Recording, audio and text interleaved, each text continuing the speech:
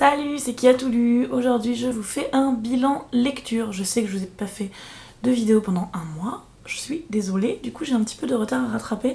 Donc je vais commencer par vous parler des 2 livres que j'ai lus pour la bibliothèque Orange au mois de février. Donc ces 2 livres je ne les ai plus puisque je les ai déjà passés à l'abonnée suivante. Donc il y a un livre que j'ai beaucoup aimé et il y a un livre que j'ai pas aimé du tout. Donc je vais commencer par vous parler de celui que j'ai pas trop aimé. C'est Un instant de grâce de Clémence Boulouk. Donc ça se passe en 1964 à Dublin. En fait c'est une partie de biographie d'Audrey Hepburn, une actrice qu'on ne présente plus. Donc Audrey Hepburn, ce que je ne savais pas, c'est qu'elle a eu énormément de problèmes avec son père. Et pendant des années, elle ne lui a pas parlé, elle ne lui a pas adressé la parole. Et en 1964, par le biais de son mari, elle organise une rencontre avec son père. Et donc elle va déjeuner, passer l'après-midi avec son père, qu'elle n'a pas vu depuis, je ne sais plus, 10-15 ans, je ne sais plus exactement. Donc ce livre, c'est l'histoire de sa rencontre avec son père. C'est très court, ça fait 150 pages, même pas, donc je l'ai lu très rapidement, mais je n'ai pas trop aimé l'écriture, et surtout je pense que je ne connais pas assez Audrey Hepburn pour m'être intéressée à l'histoire, où je pense surtout qu'il m'a manqué beaucoup de clés pour comprendre le livre, en fait, pour comprendre exactement l'histoire. Je pense que quand on connaît déjà bien Audrey Hepburn, qu'on a une bonne connaissance de sa vie, de ses films, etc. Je pense qu'on apprécie déjà plus le livre. Moi, je n'ai jamais vu aucun de ses films, je ne la connais pas du tout. Et je pense que j'ai raté énormément de clins d'œil. Et donc voilà, je suis un peu passée à côté de ce livre. Et ouais, l'écriture, je l'ai trouvée un peu pompeuse, je sais pas. J'ai pas accroché. Le deuxième que j'ai lu, par contre, c'est Un fauteuil sur la scène de Amin Maalouf. Et là, j'ai adoré, c'était passionnant. Lisez ce livre, je vous le conseille à fond. Donc Amin Maalouf a été élu à l'Académie française l'année dernière, ou il y a 2 ans, ou je sais plus quand, bref, c'est un académicien. Et les académiciens, quand ils prennent leur fauteuil, ils font un discours d'entrée à l'académie. Et dans ce discours, ils font l'éloge de la personne qui les a précédés sur leur fauteuil. Avant Amin Maalouf, c'était Claude Lévi-Strauss, si je me souviens bien. Donc Amin Maalouf a fait son discours, son éloge à son entrée à l'académie. Et en fait, en cherchant des informations sur la personne l'ayant précédé, il a aussi eu envie, il a eu la curiosité d'aller chercher l'histoire des 18 hommes, il me semble bien que c'est 18, des 18 autres hommes qui l'ont précédé sur le fauteuil. Sur son fauteuil à lui, il n'y a pas eu de femme, parce que si vous vous posez la question, il y a aussi des femmes à l'Académie française, mais pas sur le fauteuil d'Amin Maalouf. Et donc, il a découvert que sur son fauteuil, avant lui, il y avait que des hommes exceptionnels, que des hommes dont il avait envie de parler. Et il a décidé de faire un roman où il raconte la vie de tous ces hommes, des hommes qui ont été sur son fauteuil à l'Académie française. Et c'est passionnant. Déjà parce que Amin Maalouf écrit d'une façon exceptionnelle. Ça se lit vraiment hyper facilement, c'est fluide, c'est passionnant. Tout de suite, on est emporté par ces mots, on rentre dans les histoires. Vous n'êtes pas obligé de le lire d'une traite, en fait. Il sépare par chapitre, en fait, donc 18 chapitres, où il raconte à chaque fois l'histoire d'un homme. C'est assez cool. Vous pouvez choisir de lire tous les hommes à la suite chronologiquement, ce que moi j'ai fait, mais vous pouvez aussi choisir de piocher. S'il y a des hommes qui vous intéressent pas, vous n'êtes pas obligé de les lire. Voilà, c'est vraiment un roman que vous lisez comme vous voulez.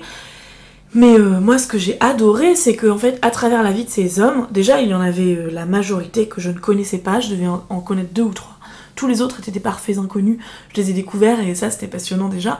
Mais ensuite on découvre toute l'histoire de l'Académie française, toute l'histoire de la création de l'Académie, de l'évolution de l'Académie, etc. Toutes les querelles qu'il y a pu avoir entre eux, comment ils ont vécu la Révolution, comment ils ont vécu la Première Guerre mondiale et la Seconde Guerre mondiale, etc. C'est hyper intéressant de lire ça, et surtout donc là, je viens de vous l'expliquer, je viens de vous le dire, il parle aussi à travers de l'histoire de l'Académie française, de l'histoire de France tout simplement. Par exemple, il y a un des hommes sur son fauteuil qui était le précepteur de Louis XV. Donc du coup, il nous raconte aussi le règne de Louis XV pour nous raconter la vie de cet homme. Et voilà. Et du coup, j'ai aussi découvert des choses sur l'histoire de France. C'est ludique, c'est passionnant, c'est drôle, c'est beau, c'est émouvant. Sincèrement, Un fauteuil sur la scène de Amin Maalouf, je vous le conseille à 200%. Un troisième livre que j'ai lu et que je n'ai pas en ma possession pour vous le présenter, c'est un livre sur la Saint-Valentin. Ça s'appelle Saint-Valentin mon amour de Jean-Claude Kaufmann. C'est sorti en février là, de cette année. Je l'ai lu au travail parce que j'ai fait une petite table, une opération Saint-Valentin avec des romans d'amour, etc. Et j'avais envie de mettre du coup un roman sur l'histoire de la Saint-Valentin et j'avais envie de le lire. J'ai bien aimé ce livre. Je ne le conseille pas forcément parce que c'est intéressant ce qu'on apprend, mais sincèrement, on peut s'en passer, quoi. Vous pouvez trouver les mêmes infos sur internet sans souci, je pense. Mais oui, moi j'ai trouvé ça très intéressant, tout ce qu'on apprend. Donc en fait, la Saint-Valentin, ça part de l'Empire romain. Et ouais, j'ai pas envie de tout vous dévoiler, faut aller chercher un petit peu. Mais oui, non, c'est intéressant. Ce que j'ai aimé beaucoup, c'est que Jean-Claude Kaufmann écrit très bien. Donc c'est très facile à lire. Et surtout, il met ses sources. Tout le temps, il y a des notes de bas de page où il dit d'où il tient ses informations. Donc du coup, vous n'êtes pas là en train de vous demander est-ce que c'est un mec qui a écrit ça sur l'histoire de la Saint-Valentin et en fait, il en sait rien de ce qu'il écrit. Non, vraiment, Jean-Claude Kaufmann a fait des recherches, c'est documenté et c'est très intéressant du coup. Ensuite, j'ai lu Le Maître du Haut-Château de Philippe Cadic. Je sais qu'on en a parlé dernièrement parce que il a été adapté en série télé, je crois. Je n'ai pas vu la série, mais du coup, ça vous parle peut-être plus. Donc, c'est une uchronie. C'est-à-dire que l'auteur choisit de réécrire notre histoire actuelle en changeant un événement de notre histoire. C'est pas clair ce que je vous dis. Bref, je vais vous donner l'exemple de celui-là, ça va plus vous parler. Donc là, Philippe Cadic décide de réécrire notre histoire en imaginant que les Allemands et les Italiens, donc, ont gagné la guerre. Ont gagné la Seconde Guerre mondiale. Il imagine ça. Et donc là, il écrit son roman, ça se passe en 1948. Non, pas en 1948. On sait pas en fait exactement quand ça se passe. Mais ça se passe aux États-Unis. Et en fait, les Allemands et les Japonais, voilà ça, les Allemands et les Japonais ont séparé les États-Unis en deux. Un peu comme les Alliés se sont séparés Berlin, comme les Russes et les Américains se sont séparés Berlin à la fin de la Seconde Guerre mondiale. Là, ils se séparent les États-Unis. Et je ne m'attendais pas à ça. Je ne savais pas trop à quoi m'attendre. J'ai bien aimé. C'est bien écrit, mais c'est vrai qu'au début, je voyais pas trop où Philippe Cadic voulait en venir. En fait, il se passe pas grand-chose. Je comprenais pas trop l'intérêt du livre, en fait. Il nous explique pas tellement comment est construit la société, en fait. On comprend, bien sûr, au fur et à mesure du livre, mais c'est assez sous-entendu, quoi. Il n'y a pas vraiment un moment où il nous donne les clés du monde, de son monde. Et en fait, quand je l'avais presque fini, j'en ai parlé avec une de mes collègues, et je lui disais, mais en fait, je comprends pas, il se passe rien, et puis je vois pas vraiment de différence avec notre monde actuel. Et là, elle me regarde et elle me dit, bah, Agathe, réfléchis un peu là, repense à ce que tu me dis, réfléchis un peu. Tu crois pas que là, t'es en train de te donner la solution, hein? Et donc je réfléchis, et je me dis, mais oui en fait. C'est ça le message de Philippe Cadic. C'est qu'au final, lui, le monde qu'il imagine, quasiment pas différent du nôtre. Parce que son message à lui, en fait, c'est ça. C'est que les Allemands aient perdu ou gagné la guerre, au final, ça change pas grand-chose à notre vie, ça change pas grand-chose à notre société, ça change pas grand-chose à l'humanité, ça change pas grand-chose à l'ordre social, en fait. C'est ça ce qu'il veut nous dire, Philippe Cadic. Donc du coup, c'est quand même très intéressant, et en fait, juste après avoir eu cette conversation-là avec ma collègue, dans les dernières pages, en fait, il nous en parle. Il nous parle de ce message, que c'est ça qu'il veut nous dire, et c'est quand même assez puissant. Ça m'a quand même pas mal fait réfléchir, mais voilà, j'avoue que lisez-le, c'est intéressant, mais sans plus. Ensuite, pour la bibliothèque orange de ce mois-ci, j'ai lu un policier sud-africain, Dean Meyer, donc ça s'appelle En vrille. Là, en fait, c'est une enquête policière sous fond de viticulture. Voilà. Donc, un meurtre et du pinard. En gros. C'est pas mal. Donc j'ai bien aimé, ça se lit bien. Ce que j'aime bien en fait chez Dean Meyer, j'avais déjà lu un livre policier de lui, c'est qu'on en apprend pas mal aussi sur la culture sud-africaine. Et je trouve ça intéressant. Et là surtout, le roman, oui, c'était quand même assez prenant. J'ai trouvé le policier un peu cliché, mais les personnages sont hauts en couleur et sont assez drôles et captivants.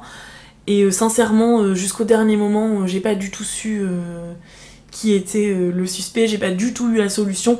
J'ai été très surprise à la fin. Donc ça, bah voilà, c'est toujours intéressant dans un policier. Donc pourquoi pas si vous aimez le policier.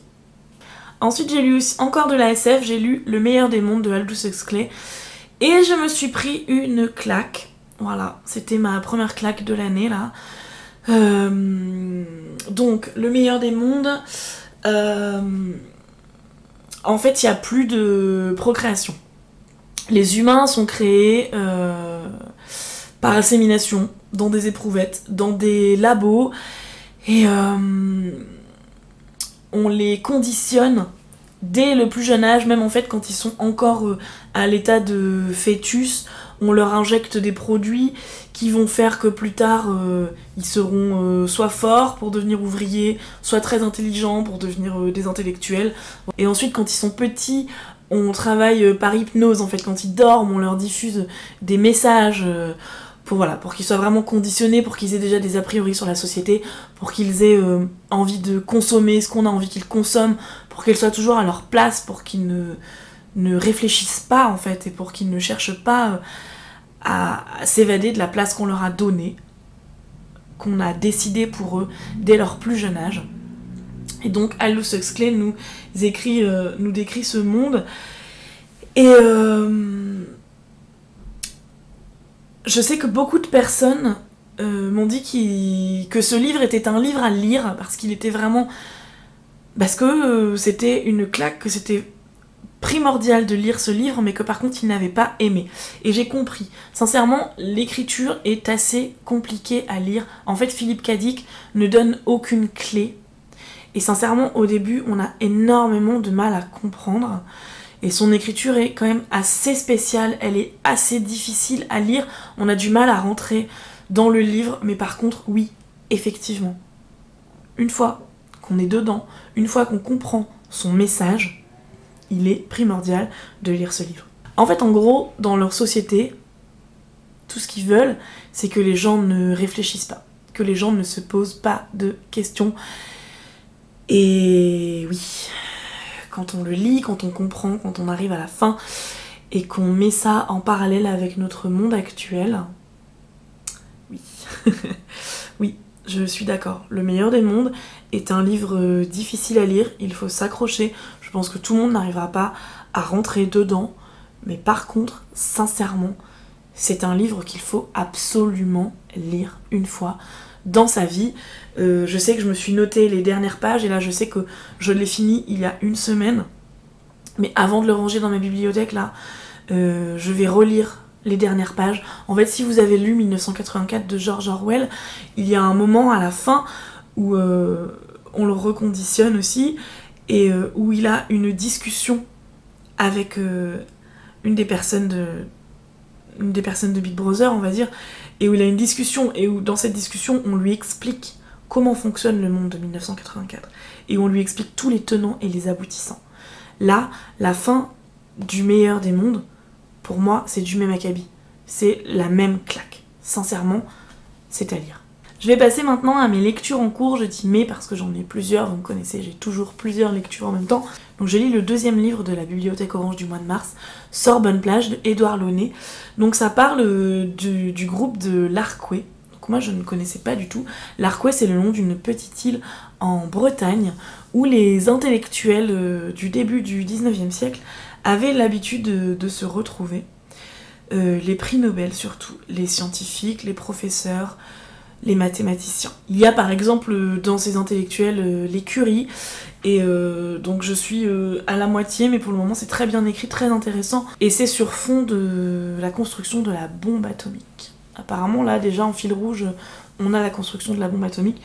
Je suis très pressée de lire la fin, c'est vraiment captivant. Dans le métro je lis L'autre de André Chédid, qui est une autrice que j'avais envie de lire depuis longtemps. Donc là je lis ça, c'est très poétique, c'est bien écrit, on est bien dans l'histoire. En fait c'est un homme, un vieil homme qui assiste à un tremblement de terre, et juste avant le tremblement de terre il aperçoit quelqu'un, un étranger qu'il ne connaît pas du tout, et après le tremblement de terre il est persuadé, il a une intuition, il est persuadé que cet homme est toujours vivant quelque part, et donc il va tout faire pour essayer de le trouver, malgré le fait que personne ne le croit. Voilà, j'espère que c'était pas trop fouillis, il y a quand même un gros coup de cœur et une grosse claque dans ce bilan lecture, donc si vous les avez lus, dites-moi ce que vous en avez pensé, j'espère que je vous ai donné envie d'aller voir un peu de leur côté. À bientôt!